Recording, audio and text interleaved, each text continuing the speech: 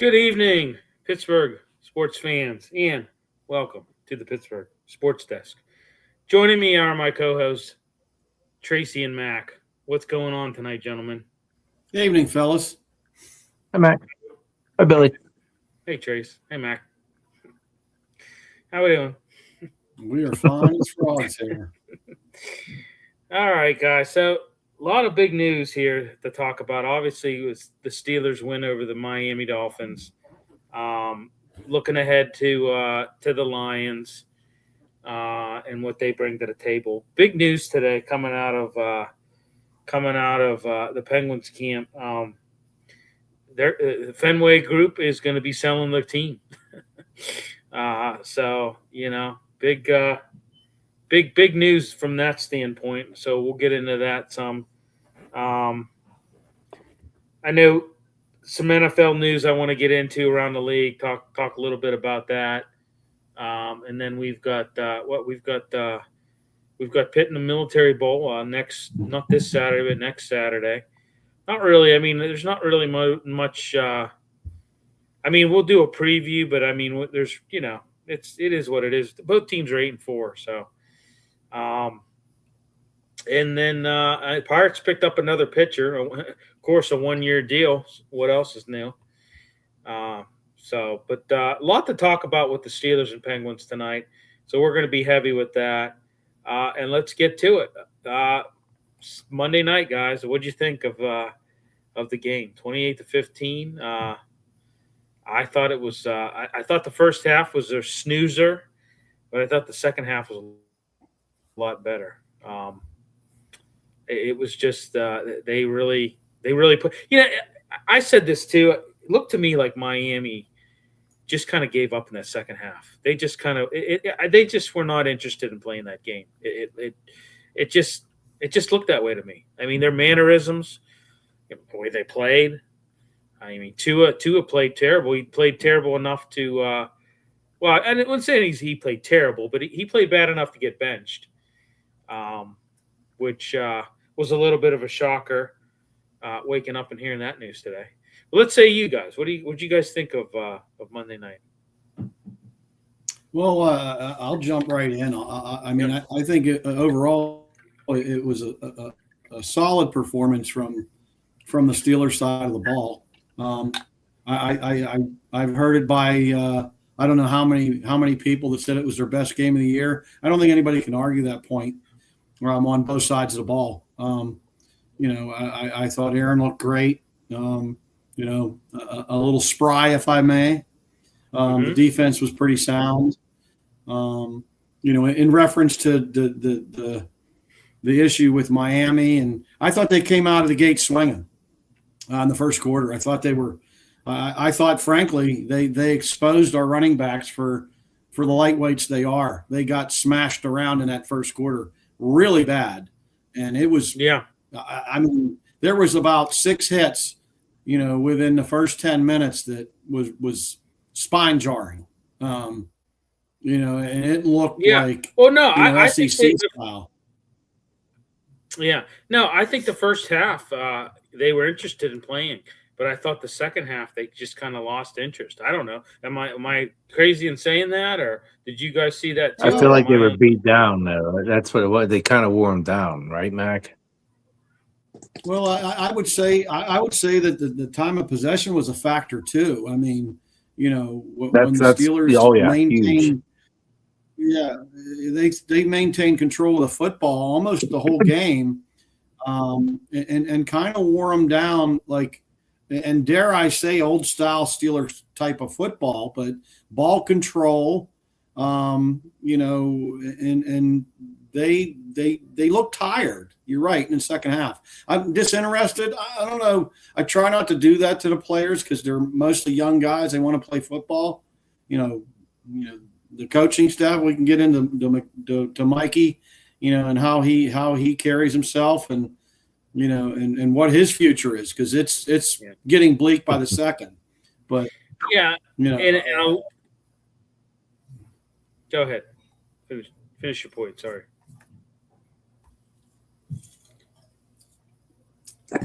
No, go ahead. Why you calling me Goathead?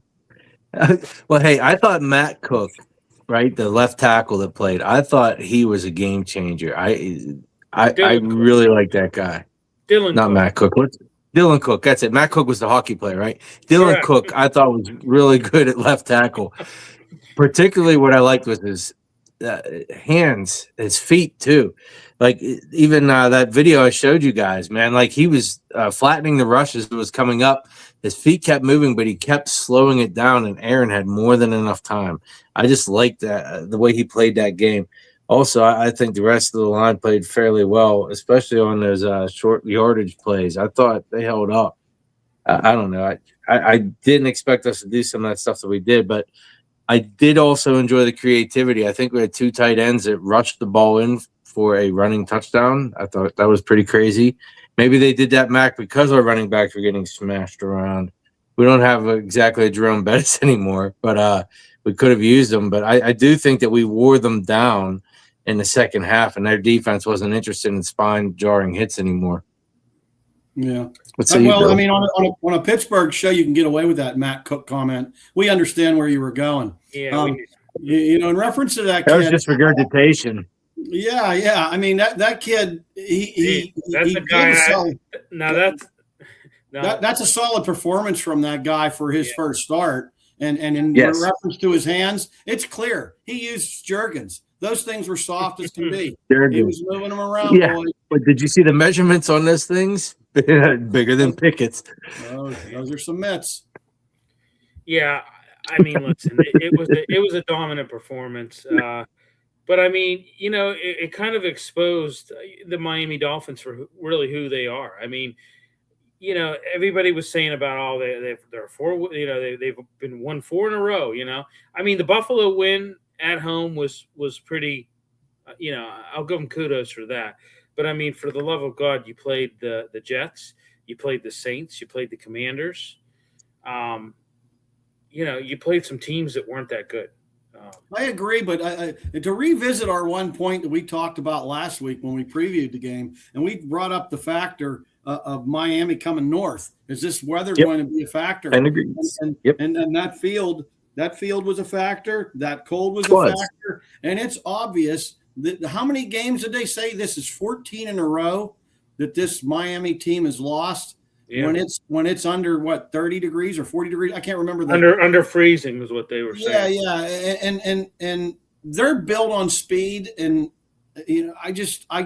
that's just a staggering number of football games to lose in the cold. I don't care, 14 in a row is 14 in a row, right? I don't know how that is even a thing. It's amazing. Yeah. Well, I mean, you can make the point that not all of them, they're not all from Florida, right? I mean, they're all from different places. They've all played in the cold in some aspect. I mean, I think it's a thing. I mean, some people say it's not a thing. It has to be. It's 14 in a row. Well, yeah. I think it's a thing, but. Some people say, oh, well, they can go into that, a lot of the practice facilities that these teams have, they have those clamshells where they can go in there and they can, they can make it 32 degrees in there, but you can't simulate. You can't fully simulate, and they flew, when Miami flew in, they went right, they flew in on Saturday. It was funny. They went right to Robert Morris and played on their, and practiced on their practice field in the snow. So they were trying to get acclimated, but apparently it wasn't enough because, like I said, they just seemed like, I don't know, they seemed very first half. I agree they had a little bit of a pep in their step. Yeah, but that second half, it just kind of looked sluggish. Is the best. And so we could touch on this a little bit because I'll give the coaching staff from Miami credit because I always take a look at the way the team comes out swinging and says, did that coach talk to him? Did that coach get them ready? And boy, they sure looked like they were. I mean, they came out. They looked like they wanted to play. Yeah. I mean, I don't know what you could hear the pads popping. Yeah. I don't know what kind of pep talk McDaniel gave him. Maybe he wears his pants high. I agree. Yeah, I mean, maybe. And his glasses are pretty loud too, huh? Listen, you know what? I'm going to give the guy a little bit of credit. Everybody at the beginning of the year said this guy's not going to make it to week 6, and you know what? I mean, he got his team somewhat semi on the right track for a little while. Now, it came off the rails again, but It did. I mean, you got to give him credit. I mean, he did have, and listen, here's the deal. Not every guy is cut out to be a head coach, right? A lot of these coordinators, they should just stick to being a coordinator. I think you can say that about Aaron Glenn. I think you can say that about Mike McDaniel. Mike McDaniel, I think, was a good offensive coordinator and has a good offensive mind. But some guys aren't cut out to be a good coach. I'll give you another example. How about Dick LeBeau when he, when he was our defensive coordinator and then went to, Cincinnati, wasn't it? No, he went to Tennessee for a little while. Not every coach is cut out to be a head coach. A lot of them, they're good as coordinators, defensive or offensive. So I'm still shocked to hear the news that they're going to bench Tua. That is shocking. Yeah, I heard. What's his name? Texas Ewers going to make the start. I mean, if you go back and look at that game, though, I don't think Miami played a bad football game. I really don't. I mean, Tua had 6 incompletions total, right? Yeah. I mean, their running back averaged 5 yards to carry. The problem was he only carried the ball 10 times or whatever. They just didn't have the ball enough. They didn't convert. Their first downs. They didn't make. I mean, that one pick, right? It ain't like they fumbled the ball all over the place. Samuel Jr., right? Yeah. I mean, again, it wasn't the greatest throw. Let's just throw it out there. But, I'm not defending him on that throw, but I thought he had a pretty decent game. He threw for 250. The running back did what he was supposed to do when he got the ball. But again, when you get the ball 10 times, you can't do anything. So I look back, and there wasn't a whole bunch of penalties on either side of the ball. I think there was a total of 60, 70 yards, or I don't know. I know it was under 100 yards of penalties between the two teams. So it wasn't like anybody was doing anything crazy. It's just. You know what shocked me the most of this game from the Dolphins side is how they just abandoned the running game. Yeah. Literally just abandoned the running game. I agree with you. But in the same breath, though, Tua only threw the ball 28 times, Bill. Yeah. So it ain't like they had Tua flinging the ball 40 or 50 times. Right. He only threw it 28. And so when you only have, a handful of plays, you can't keep running it. And I agree with you, though. 12 times, 10, 12, what do you end up with? 12 carries, excuse me. 12 carries for 60 yards. Yeah, but, with 12 carries, you'd think that a guy like that, especially coming against a team like us that has given up some yardage on running the football, they would try to feed that guy a lot more. And abandon, I don't know, that might be a reach, but I agree with you. They should have gave him the ball more. There's no doubt, Bill. Well, Mac, to compound that too, Harmon was out, and statistically, when Harmon is out, we give up 100 more yards rushing per game. So they should have just attacked that. And Watt as well. And Watt as well, too. Yeah. I mean, they ended up total rushing 63 yards, Miami. Yeah. That's mind-boggling. Yeah, I mean, everybody said it. I mean, I even said it. We said it on our pregame show. National media said it. Oh, this is a game where Miami's going to try to run the football down. They're going to try to run it down Steelers' throat. They didn't do it. And I thought Herbig did really well on that left side when he was out there. I was actually taken back a little bit because I made a comment about him before the season started about not a run stopper, and I thought he did really well against the run. I thought he did too. I thought he was great against the run. I tell you what, I thought Peyton Wilson was a little bit better against the run. He hasn't been too good as a run stopper. He's more of a drop-out coverage guy, but I thought he did good as well. And I've been impressed with him all year, to be honest with you. He's really stepped IQ, up. Though. I mean, When his IQ is there, he's exceptional. But when his IQ isn't there, Oh yeah.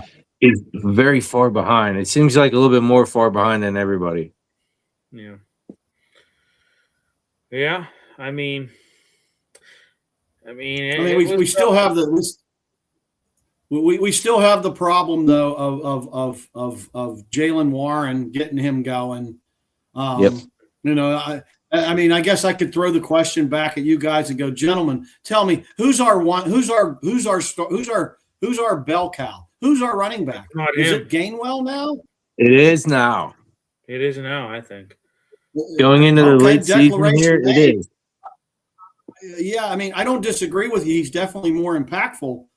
I just don't understand. Warren just does not seem like, you know, himself. I mean, you know, he just can't get going. It's awful.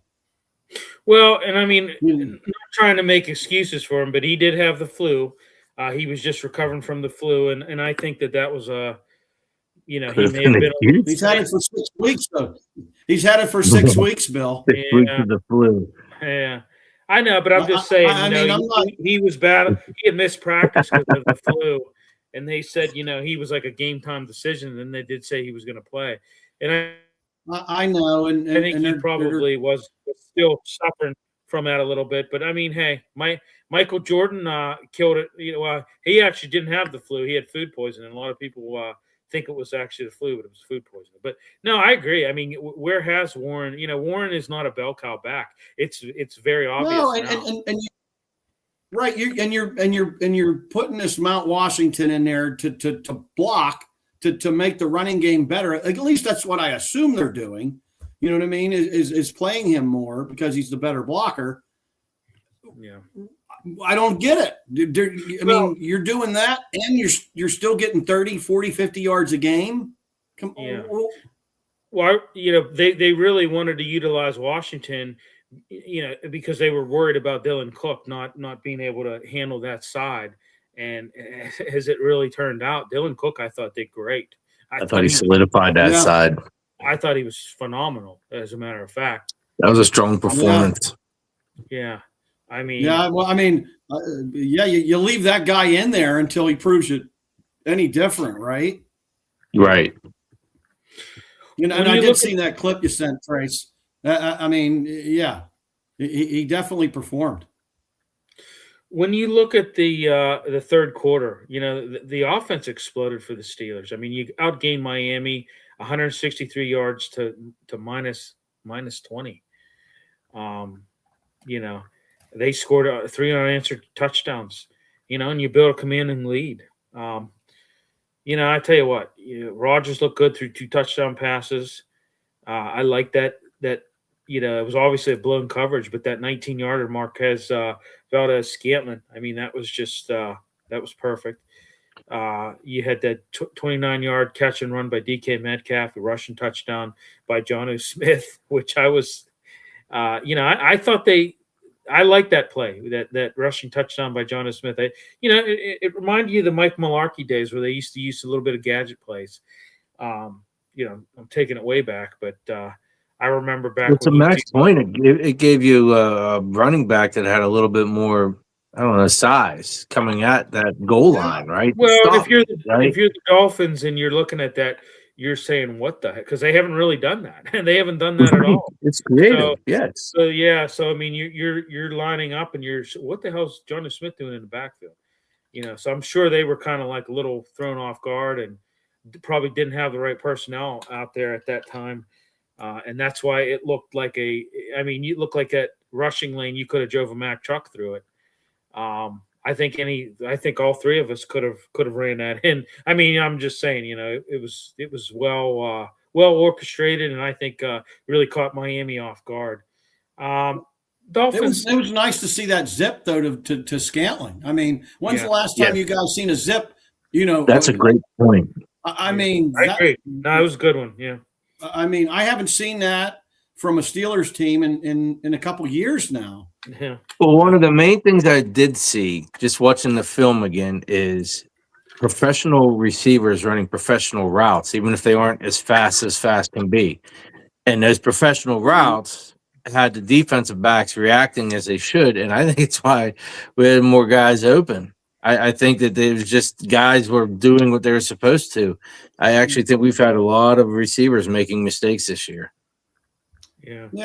I mean, I think you hit a good point with Scantling and I mean, decrepit as they are with And Scantling, Thielen, yeah. Yeah. Yep. I mean, I don't disagree with you. Those guys, they're veterans. They've been around forever, so they're going to run routes way better than your other guys are. That's just than your Calvin Austins and Wilson specifically. Yeah. Well, yeah, Wilson doesn't even see the field anymore. That's why I didn't see him on the field at all. I mean, he didn't dress.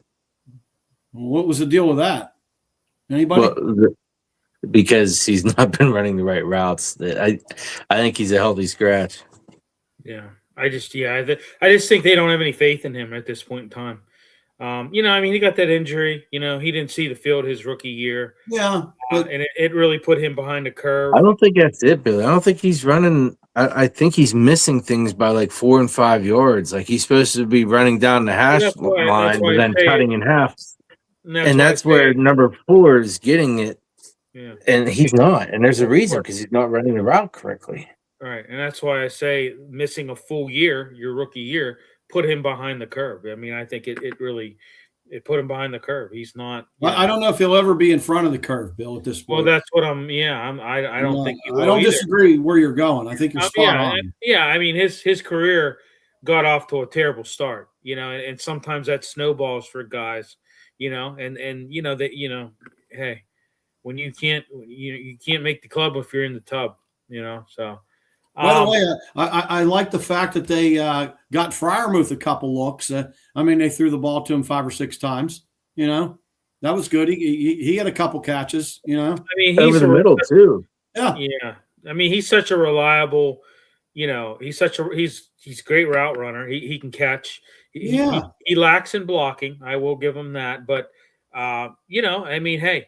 Yeah, I mean, God forbid if we went from averaging 2.8 yards to 2.6 yards a carry by putting Freiermuth in instead of Washington. I mean, I know that would set us back a long way, but no, and I get it. I really agree with that. I don't understand why they haven't utilized Pat more. I mean, guy's been in the organization for a long time. He knows the offense. He's very reliable, very low. Yeah.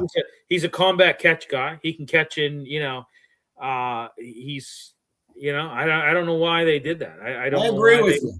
They've been limiting his balls being thrown his way. I don't know why. But money's earned in the offering plate, Bill. Pay him, Trace. Put 5 in that plate. I tell you, what you lose with putting Freiermuth in there, right? It is nothing. You don't lose anything. You get a linebacker and or a defensive end that has to kick out. You might open up a little more running game, but with lack of blocking than fear of Freiermuth catching the football. Well, I'll tell you what you do gain. You move the sticks when he's in there. I mean, you really do. Yeah. They matriculate. Yeah, but how do you not do that with Washington, right? Because talk about mismatches with a tight end on somebody, right? Moose does that, but Washington does it too.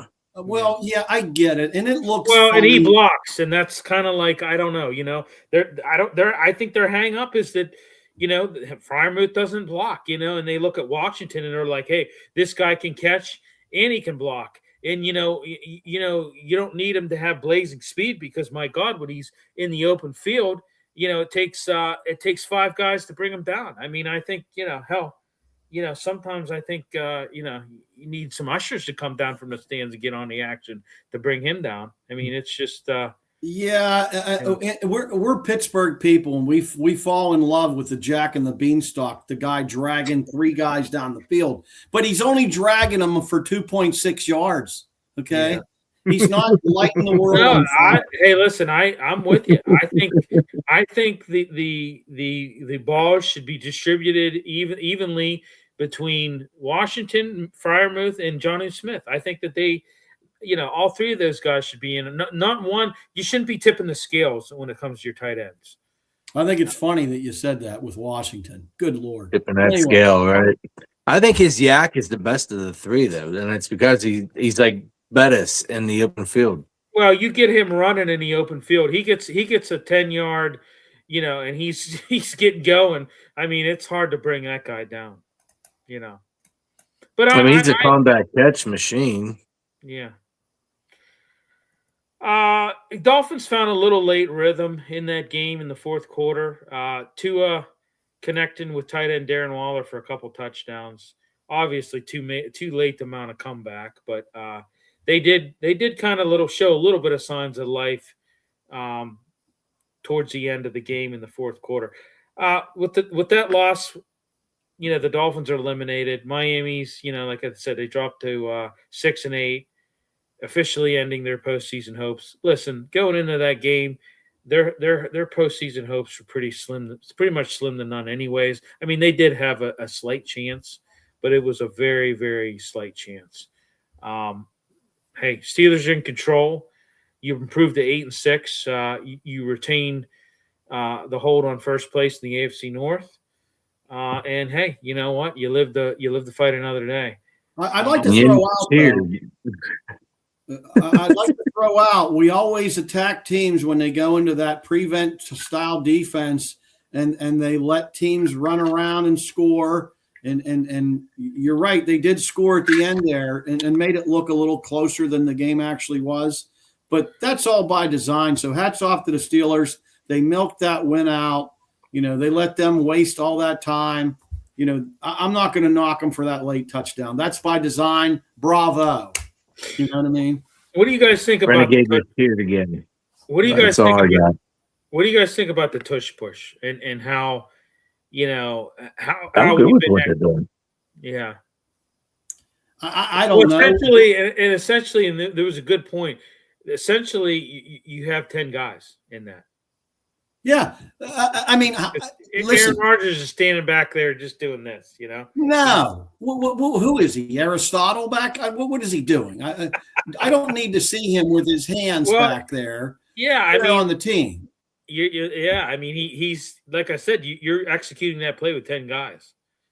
So, so what's stopping us from changing him out for whatever alternate lineman we have, and having one guy going in motion? That's my point. And then sail into this middle of that thing, dude. Correct. That's my point.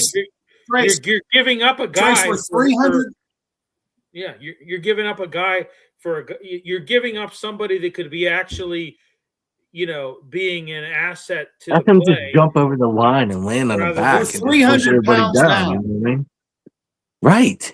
Yeah, we're 300 pounds delinquent because of that. Because of him posing back there with his hands. Yeah, I mean, don't get me wrong; it's funny, and it's and I think, but it's not. I mean, you're like I said, you're you were executing that play with 10 guys. Yeah, and it's not, and the whole idea of the tush push is pounds, baby, pounds. Right. Well, yeah, it's a rugby play, and that's why I like it. I think it's great. I think I want it in the game. Well, if you're going to scrum, right? To your point, it's a rugby play. It's a scrum. So let's scrum. Get out of the way, Aaron. Right. Yeah. No. Hey, let's put somebody in there and get in. And be more. I mean, it could be more effective if you had 11 guys. Yeah. Well, I mean, if you plan on running it, this isn't a surprise play. When you run this play, no one on earth is surprised. So there's no need to have Aaron in there as a disguise. Yeah, he's not a decoy. Decoy. You have Connor Hayward lined up in the backfield. They know it's going to be. They know it's a tush push. Unless they turn around and pitch it to him, and then he throws it. Yeah, you're running tush. Forget Aaron. Leave him on the sideline. That's what I think too. That's my vote. What's the sense in having him in the backfield to point first down? I mean, it just looks cool. Me personally, I want to have all my guys in there, doing what they got to do to get the first down or the touchdown or whatever they need to do. In that case, it was a touchdown. But I like sending a ginormous dude in motion and putting two more cars in front of him and going and handing off. I love that. Or even having that guy turn around and follow that whole thing. You know, let's get the train rolling into that one area and see what we can do. All right. How about bringing 3 running backs in and bringing Caleb Johnson in or something, you know, and letting another running back in the backfield, you know, play them different as a mentality. or something. Different mentality. Those running backs, they're not sacrificial like some of these fullbacks and these linemen are, man. You need guys who are willing to just throw their bodies through another man. And the running backs, they try to avoid them. Well, at this point, he's getting 2 carries a game. He better be willing to sacrifice something. Yeah. How about putting a special teams guy back there? Like, how about putting Jack Sawyer back there? You know. Yep.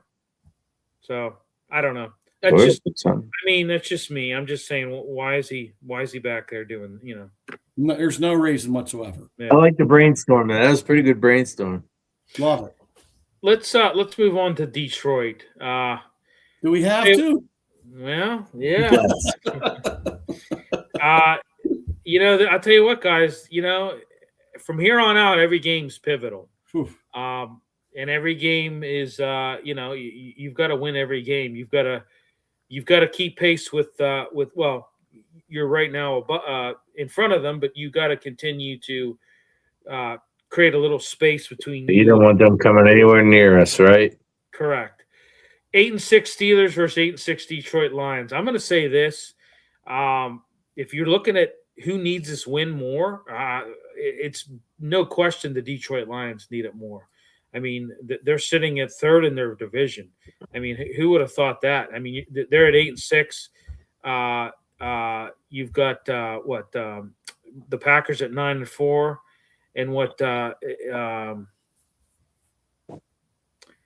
the Bears are at what? I don't even know what the Bears record's what? 11 and I don't even know what it is, but they're sitting at number 1. Packers 3, right? Yeah, 11-3.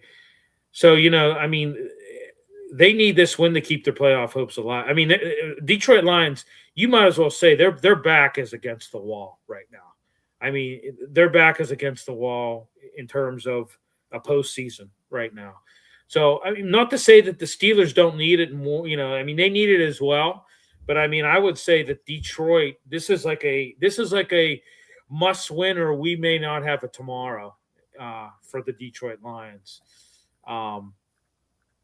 You know, Lions got a pretty potent offense. And it's, you know, you look at the track record of the run defense of the Steelers this year.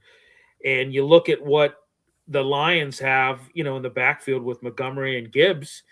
And, you know, I mean, this is, you know, the Steelers have had a very bad run defense this year. You know, and this is, I'm hoping that, you know, I thought Miami was going to run all over them. It didn't happen. But I think that this could be a makings of a Lions team that just runs all over them, guys.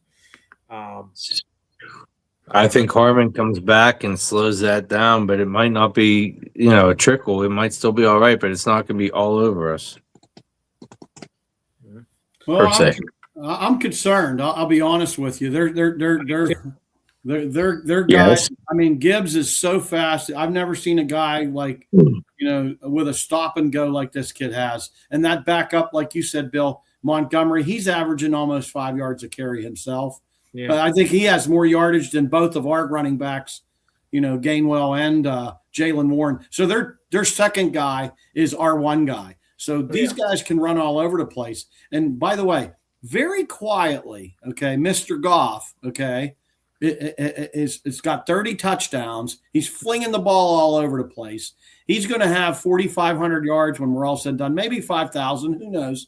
He's got 2 guys that are just incredible with Williams, and he's got the Saint, you know, the Holy One. I mean, he's just what a potent offense. I can't even believe they're in the situation they are, Bill. You're spot on. They need this game so bad, and if they lose this game, they might be out of it. And arguably, they're one of the best teams in football. Period. Yeah, and they're sitting third in their division, which It's amazing. It's unbelievable. I mean, like What's I said, their pass rusher's name is what? Hutchinson, is it? Yeah. yeah, Aiden Hutchinson. I want to see Fatanu and Cook up against this guy. That would be our actual data set. If they can hold this guy down a little bit here, then we got something. And I'm going to say this too. Another weakness of the Lions, or a weakness of the Lions, and not another. They have a shaky pass defense. When you over the past 3 games, they've allowed over 32 points per game, and they've allowed a lot of yardage in the air. I think, I don't know, guys. I mean, what we saw against the Ravens, what we saw against Miami, I think that we've improved in our passing game a little bit. So maybe this is something you could challenge. This could be a challenge to Detroit's shaky pass defense. So. Yeah. At that point, what do you think the scores are then? Well, I mean, Hutchinson can rush the passer. That's not his problem. He's got 10 sacks. They got a couple sacks from their linebackers. But you're right. They lack that front four, attack, if you will. They don't have anybody that are in the that are in the front that put. And pressure. I think we scheme Hutchinson out, Mac. I do. I think he's schemed out already with the tight end on that side. Yeah, no matter what side he's on, it's a side of tight end there. Yeah, again, that's a weak point. I hate to be Captain Obvious here, but you really got to pressure Jared Goff. You do. But that's tough though, because you got that speedster. That Williams character.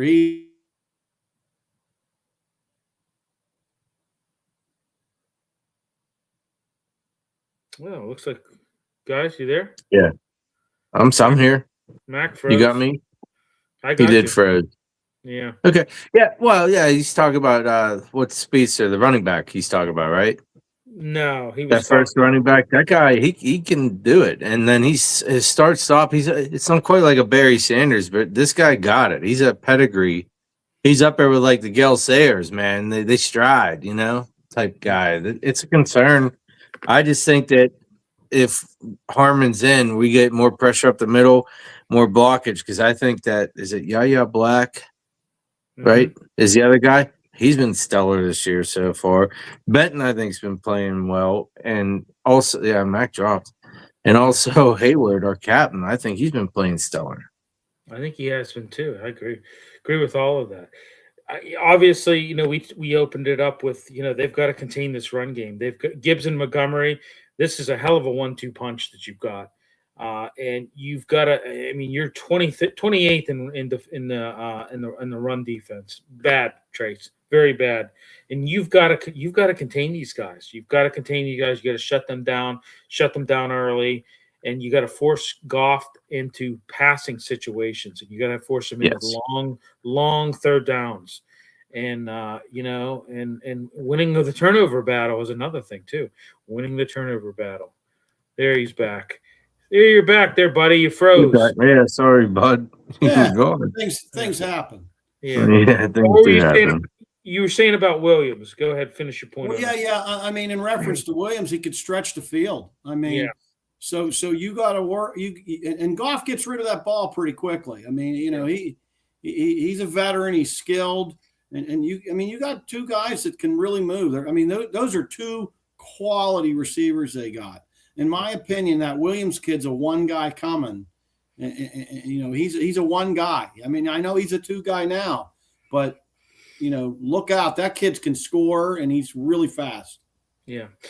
And we talked while you dropped off. You got to shut the run game down. You've got to. This is a hell of a 1-2 punch for Gibbs and Montgomery. You've got to force Goff into passing situations and long third downs. You just have to, and and also you got to win the turnover battle. It's going to be crucial. You got to be able to give your offense short fields and stop Detroit's momentum. So when you look at the Steelers, guys, offensive keys, I'm looking at you've got to protect Aaron Rodgers, right? Hutchinson's. I agree with you, Trace. I think they can scheme him out a little bit. They've done it before. You just got to anchor that O line and and have good hand usage, right, Trace? You're a former offensive lineman. You got to have good hand usage and good pass. You got to have that good punch that flattens that rush out. And what I liked about Cook is his feet kept moving, that kept him in position to resist those guys. I liked it a lot. That, and I think he had a good base. You didn't see him getting thrown off balance at all, really. It's because his feet kept going. He's one of those guys that it's a high motor in him. Yeah. Yeah, no, he looked great. I was very impressed with Dylan Cook. I think, guys, I think maybe this might be a game where you kind of, what do you think? Try to go over the top, dink and dunk. I think this. We didn't touch on the T.J. Watt thing though, Bill. I mean, we're going to touch on that after. Okay, sorry. Yeah, that's all right. Jeez, I mean, that's a huge factor. It's a huge factor. Oh, it is. It's definitely a huge factor, and especially when you look at pressuring Jared Goff. I know Watt's a little bit down on production when it comes from the sack department this year, but you gotta try to disrupt this explosive offense of Detroit somehow, some way. I don't think Highsmith is failing at doing a little bit of pressure here. I think he did very well this past week. The 51, what was his name? I just had it, but I thought he's doing really well. His get off is faster than Watts at this point. Yeah. Well, let me jump in because I wanted someone to say something. So thanks, Trace. Let me ask the question. T.J. Watt doesn't play. Does it even matter? Because Herbig was impressive last week, and Highsmith was just as good as he was. So you're right, Trace. Is this the time that we realize that $41 million doesn't buy you what $40 million thought bought you? Okay. These guys are all on the same level. They're 7 sacks apiece. That's what they do. Okay. Or yes, this might be the time now that we realize that TJ doesn't have to stay in one position. He is able to move around and take whatever position he wants on the field to do whatever he wants to do. He can do that because I like Herbig on that left side, and I think that Highsmith has it on the right side. Yeah. I think you got to limit too. You were talking about Williams, Mac. I think you got to limit this Amon-Ra St. Brown as well. You've got to. He's been a very effective slot receiver for Detroit, and when the Steelers have struggled to defend slot receivers as of late, so they need to roll out a specific plan to just take him out of the offense. And maybe you do some really strong man coverage against them, or you dedicate a safety maybe to prevent Goff from relying on his primary target, which has been Amon-Ra St. Brown. So, what do you think about that? I don't know how they do it. I think it's almost impossible, Bill. I mean, I think that kid gets open. He's a master at getting open, and I don't know what we're going to do. I literally have no clue. Let's turn it. Let's go on the other side of the ball. Obviously, we talked a little bit about you got to protect Aaron Rodgers. What do you think about our run game? Do we maybe see a big game out of Gainwell? Do we maybe see a big game out of Warren? Well, against this defense, I think we could actually run the football. I do. I don't necessarily think they're strong, up in the front area, and I think we could probably run the ball a little better than we regularly do. Yeah, I'm on that side. I don't think it's going to be really impressive because the game isn't that great, but they can make some headway, I think. I agree. But I do think Gainwell will get at least a look to get it going in the early end of that game, like just to get it from the start. Maybe some momentum going downhill. He's going to have the look. You think he's going to get the bulk of the carries? Yes. Okay. Well, that's a guess, but yes. It is a guess, but it's not a bad one, Trace, because, again, there's a lot of people that are saying that Gainwell's the guy, which is why I threw that question out to you guys. And I think he is too. Is he the guy? So, you know what I mean? Like, I don't like what I'm seeing out of Warren. He's getting under 3 yards a carry, you know, in multiple games. He's every time I look up after the game's over, he has 39 yards. Well, total rushing against the Ravens was 34 yards. That's uncalled for. I know. That's just uncalled for. You did better against Miami. You got to do really good against the Lions. Because it's going to be a hard game. This is going to be a hard game. Like I said, the Lions, they've got their back against the wall, and they know, hey, we lose this game, we've got no tomorrow. So, you know, when you face a team like that, that's called desperation, and that can be very dangerous. So, all right, let's go around the horn. Let's pick it. What do you say, Mac? Well, I don't know how they stop this offense. I really don't. I'm going 31-20 Lions. It's in Detroit. I just don't see how they stop them whatsoever. Go ahead, Trace. 34-31 Steelers. I think that we end up into it, and in the late game, it ends up being a shootout. I think you might be right. I think it's going to be a high-scoring game. I'm going to go 28. I'm going to go 28-24 Lions. I hate to say it, but it's going to be fun. Yeah, this game's going to be fun. There's going to be points. Yeah. Yeah, no, I think it's going to be a high-scoring game. You're indoors. You know, I think you're going to have a high-scoring game. So the intensity will be there. The atmosphere will be entertaining.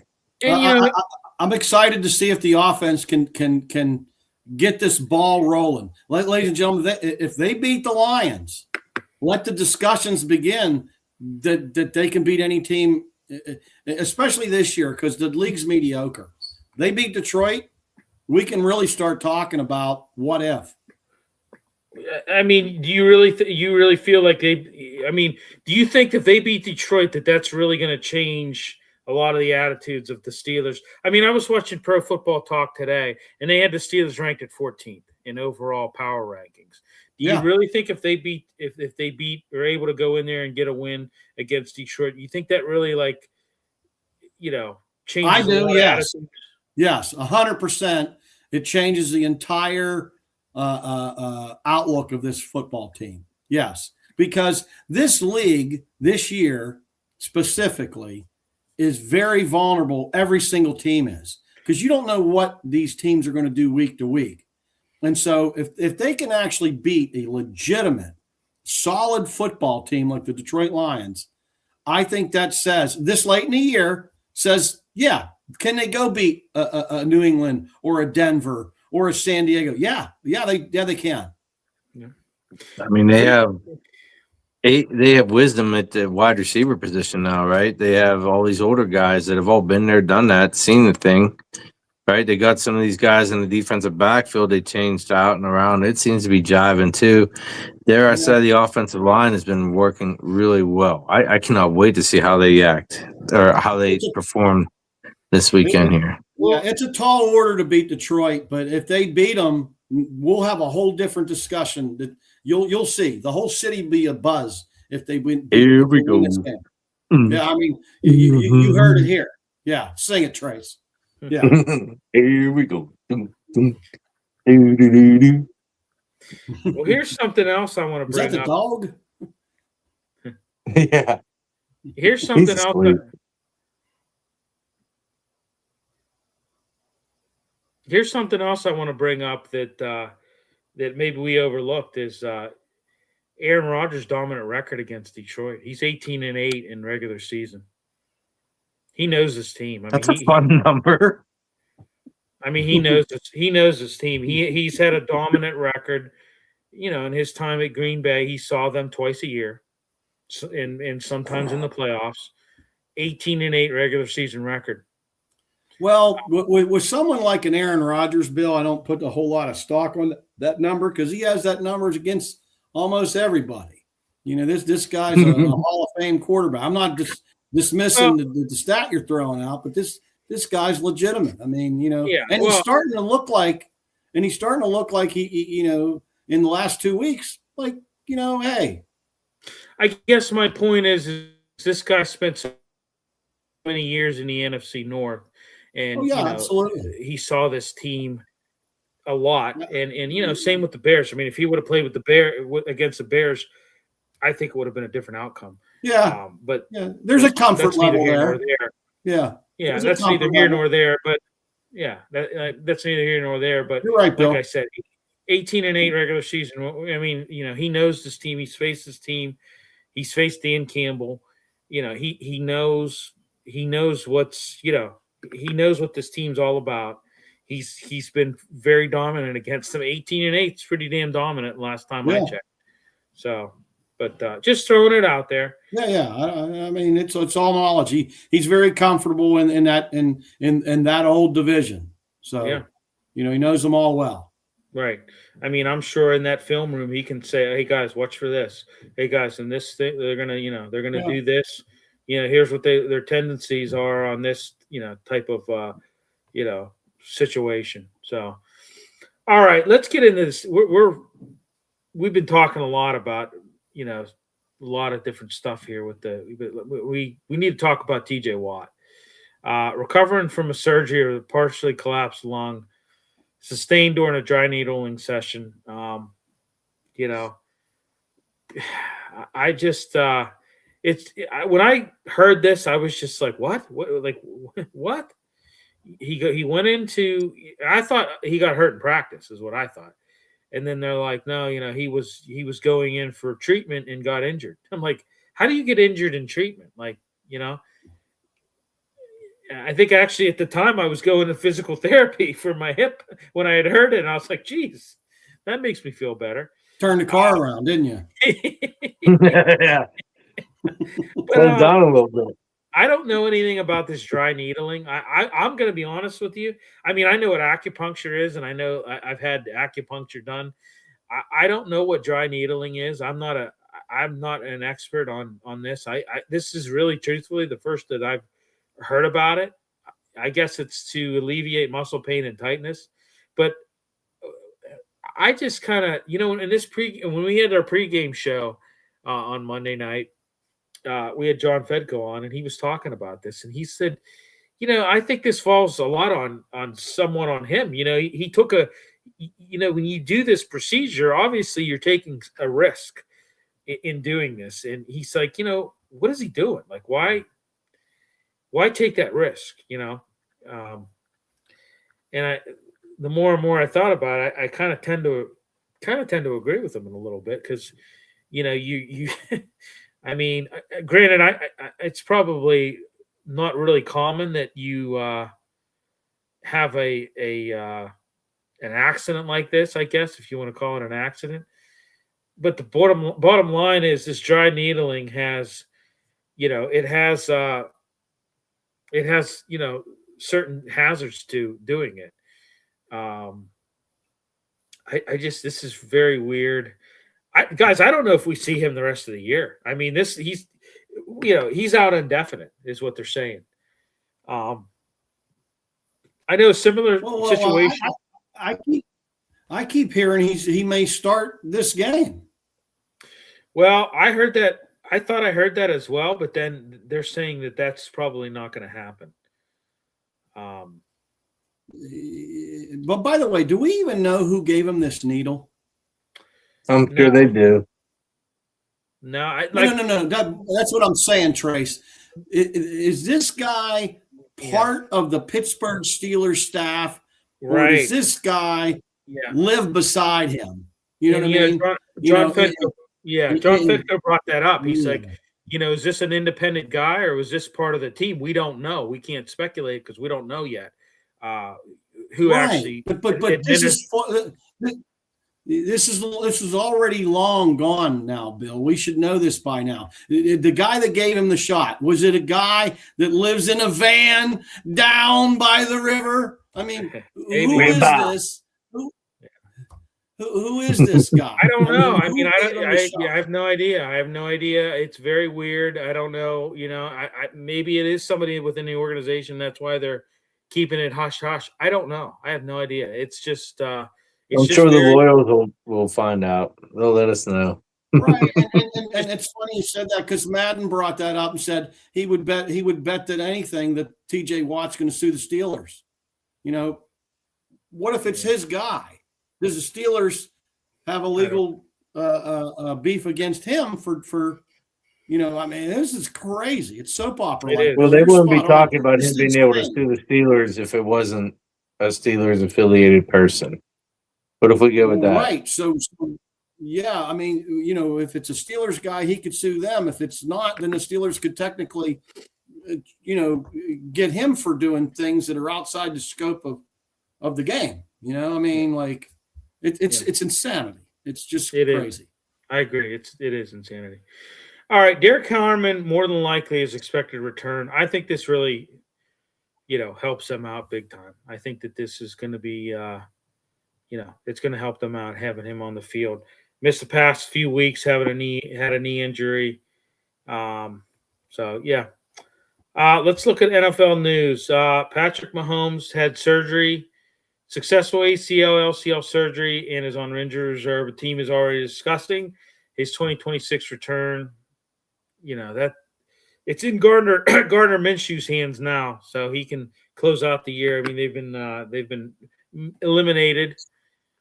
So yeah, this team I think is I think this team is going to retool, but I think that it's going to be a while before they're back to where they were. I really believe that. So, boy, that's familiar territory for Mahomes, huh?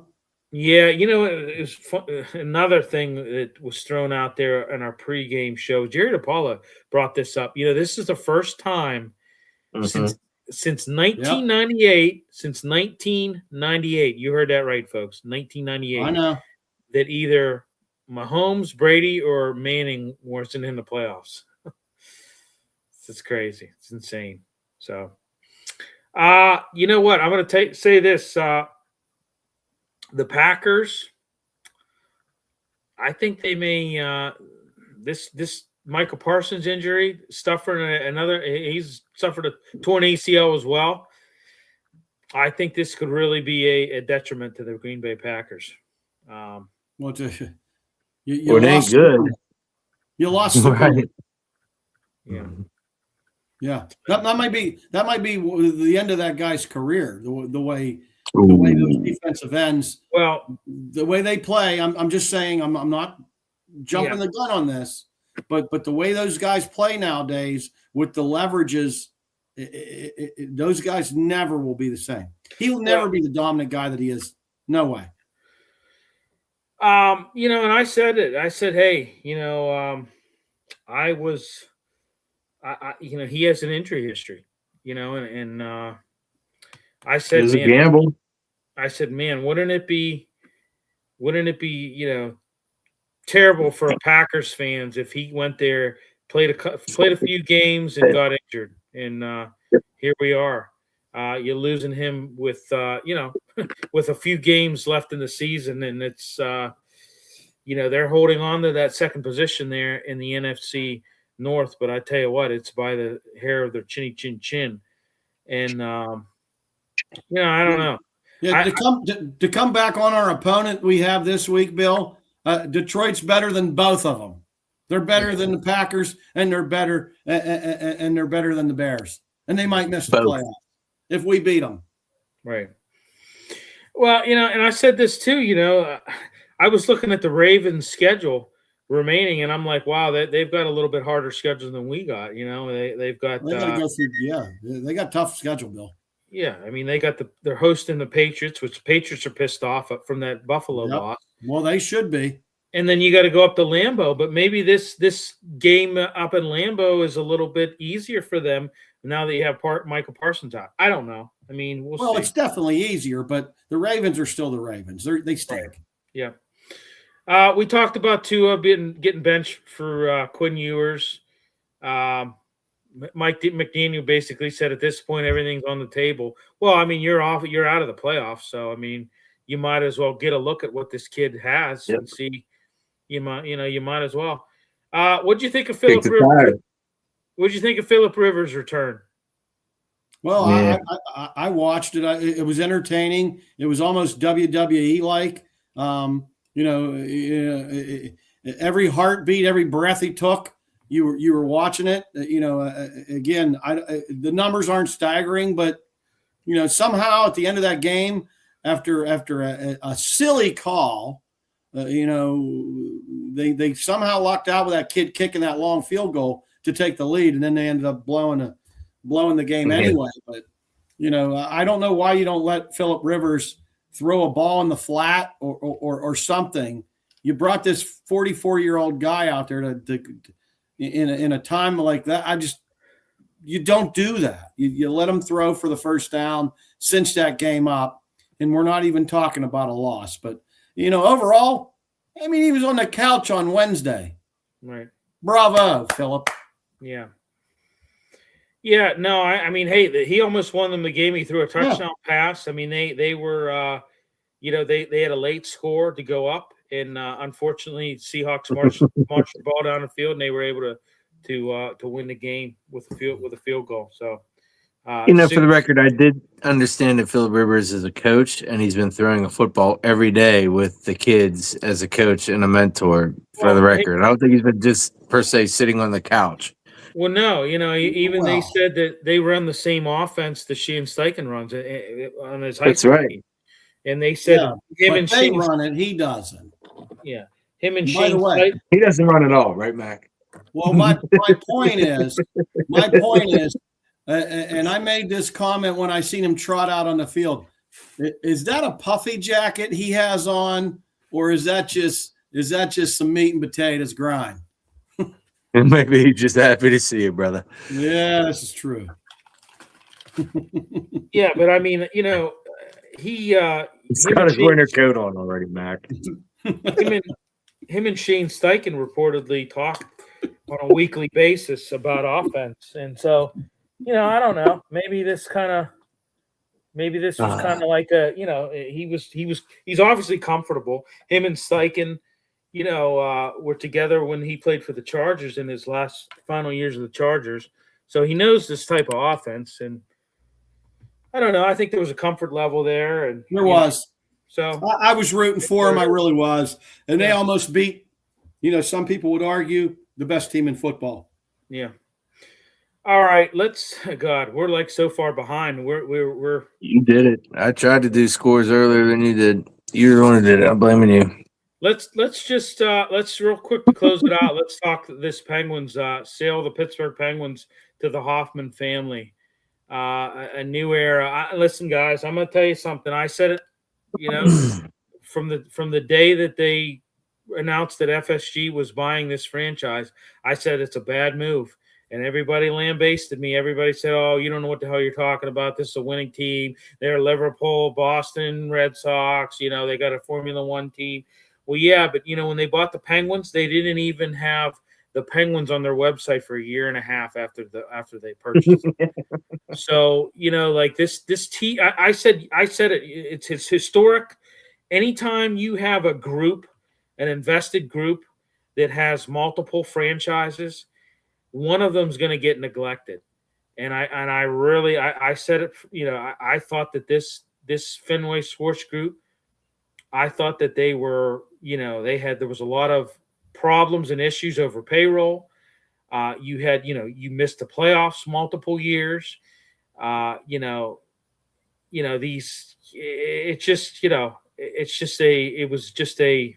It wasn't good from the get-go. I didn't think. And I can remember hearing people, "Oh, it's going to be great. It's going to be great. They're going to put a winner out there on the ice." Well, you know what? It wasn't great. And I'm happy that this Hoffman family apparently is from Chicago. And what they're saying is potentially this is going to involve Lemieux again. They're leaving the door open for him to have a piece of this ownership and to have a say and and an interest in running the team somewhat again, which I think would be great. But I think it's shocking. I mean, I could not believe when I heard the news today. I was out running errands and was listening to the fan, and they're like, breaking news. And I didn't see that coming.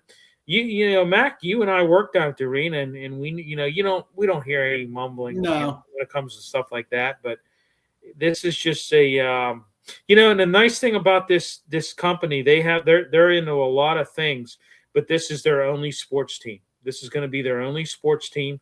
So I think they're invested in real estate. I think they said they have a couple tech companies that they run as well, a few other things. But this is their only sports team that they're going to have, aside from FSG that had like I said, Liverpool in the Premier League, Boston Red Sox. They had a Formula One team. I think I'm missing something else. I think they had something else, and then the Penguins.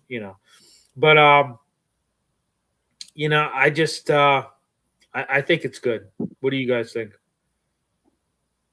Well, I'm excited. Well, initially, I was a little shocked. I mean, I don't think anybody saw this coming. One, again, as a Pittsburgher should, I was down at the Frick Museum. Hats off.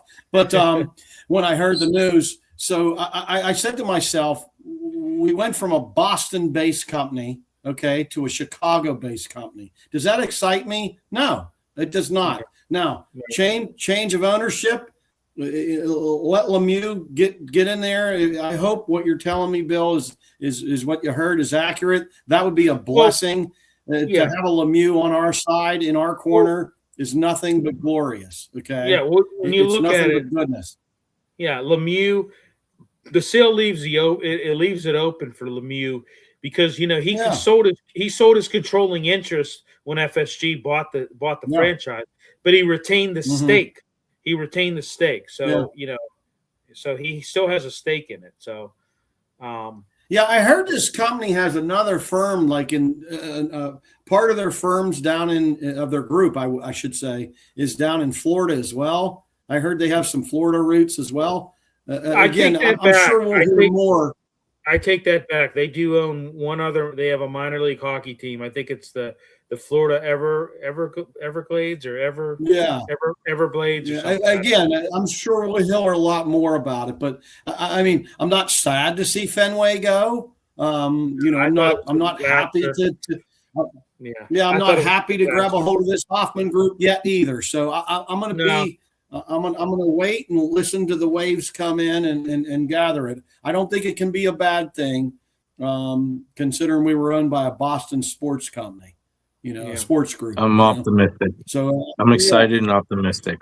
Well, I'm really kind of very cautiously optimistic, I guess is the way I put it. I'm going to put it. I could jump on board with that. Yeah, because I agree. Right? Fool me once. Cautiously optimistic. Fool me once, shame on you. Fool me twice, shame on me. And I was really never. I mean, I'm going to say this. I was really never fooled by FSG. I was the one pounding the table that this was a bad deal from the get-go. There was a lot of other people that thought it was great, and I didn't think it. I thought, man, this is not good. I remember you didn't like that, and it was about the same time Jari, and you were calling out that Jari was a bust. I think you're right on both of those, Billy. Yeah, I appreciate it. Coincidentally, next topic. Go, Bill. Ready? Tristan Jari. Ready? Yeah. Well, I mean, let's talk about it. I mean, this has not been good for the Penguins. I mean, this has just been embarrassing to lose like you. I mean, the weekend, the back-to-back. I mean, that's uncalled for. To blow what a homestand. To blow leads like that is just it's just reprehensible. It really is. And I don't know.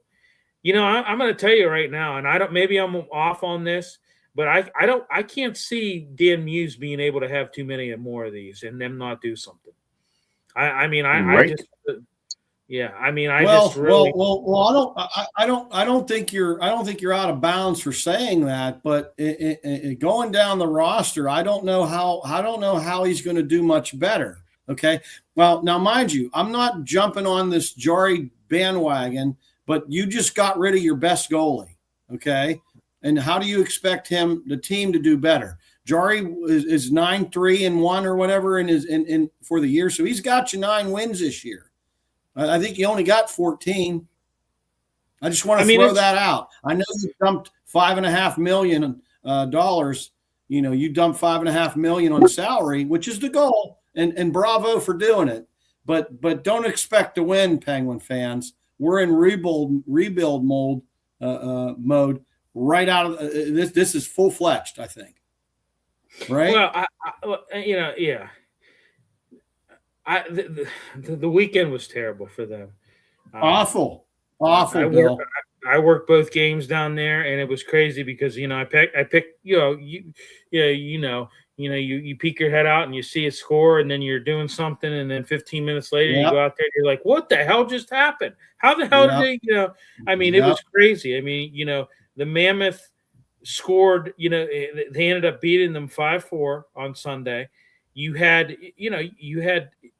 They were scoreless on the first and second period, scored all their goals in the fourth period, go to overtime. I mean, just a collapse. I mean, I blame it on. Yeah, but they pulled that one from Braz back. I didn't like that, but offsides they called. But Braz had one. I was excited. I thought he was about ready to make this thing happen again. And then when you look at the Sharks score a goal in the first period, don't score another one in the second, score 4 in the third. And then they beat the Penguins 6-5. I mean, it's just I can't see Dan Muse. I mean, listen, I didn't like the Dan Muse hire initially. I thought it was like stupid. I'm like, you got this guy who's really had no. He's been an assistant for the Predators. He's been an assistant for the Rangers, but he's had no head coaching experience. I mean, his head coaching experience has been in college, right? At Yale or wherever he was at. I forget. Was it Yale? I think he coached for a little while, or Princeton, or one of those. I don't know which one. No, it's Penn, I think. Regardless, I thought when they started the season and they had a little bit of a winning streak there, I thought, okay, all right, maybe this guy's not so bad. And then you know what? I got to be honest with you. I really liked his line pairings. I thought I mean, I'll be honest with you. I thought at first he did a better job of line pairings than what Sullivan did. I thought I liked some of how he was mixing up with these lines, especially the Malkin line. And now it's just kind of, this thing has really gone off the rails. Really gone off the rails. I mean, when you look at it, they got beat by the Oilers. They lost to the Mammoth. They lost to the Sharks. They lost to the Canadians. They lost to the Ducks. They lost to the Stars. They haven't won, guys, since December 4th. It is now December 17th. So, but it's not only that, but the Mammoth they're losing is they'll be up 4 or 5 goals and end up losing by 1 still or in overtime. That's embarrassing. You're in a 6-game losing streak right now. Yeah. And now you're facing the Senators tomorrow night, which are 15-13-4. So they're slightly better than the Penguins, but you're going on the road to face them. I mean, it's just I don't know. They got to right this ship now, and I don't know how they do it, but they did just clear all that cap space. Maybe there's another couple moves coming. They're going to try to solidify something. I don't know. You'll see. Right. I don't know. I mean, it's I don't know, but let's see. So, all right, guys. Well, we went a little over tonight. I know, and I apologize for not steering us in the right way. The captain got a little off course tonight, I guess. There's a little passion. Great conversation. It's excusable. Yeah, that's right. We were aiming for Bimini, Bahamas, and we ended up in Cuba. So, but right. Yeah. So, but I just there's a lot to talk about with the Steelers right now, and obviously with the Penguins. So, Pirates, there's not really much going on. I know they signed that Soto guy, the pitcher, but whatever. There's really not much going on. We got the Military Bowl coming up. Pitt's going to be on that the 17th of December, not this Saturday, but next Saturday. Or what? No, 27th December. 27. Yeah. So, but against the East Carolina Pirates. So. Inside. All right, everybody. Hey, we will not be on the show, or we will not be doing the show next week, obviously, because of Christmas Eve. We may, I don't know, we may move it a day. I don't know. We may do something. Not sure yet, but we may not have a show next week. And so, but yeah. Any final thoughts, gentlemen, before we part ways? Those Steelers. Going once, going twice. Well, if we don't see y'all, Merry Christmas. Yeah, wish you Merry Christmas. Almost thrown up there. Yeah, I want to throw that in out my there, chair. but yeah, if we end up not doing the show, when we're definitely not doing Wednesday, but if we end up moving it, maybe, I don't know, there's a slim chance that's going to happen, but but if we don't talk, Merry Christmas to everybody, and I hope everybody has a good holiday, and I hope Santa's good to you, So I hope you don't get cold when you're stocking this year, like I might get. So, all righty, everybody, thanks for tuning in, and we'll talk to you soon.